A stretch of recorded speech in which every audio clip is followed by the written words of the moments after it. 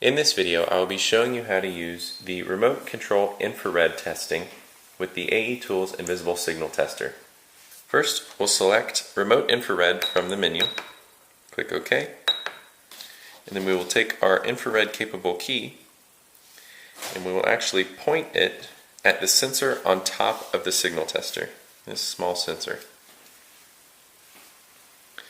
Once we're in position, we will click one of the remote buttons and we should receive a message on screen that says infrared signal OK if the signal is received.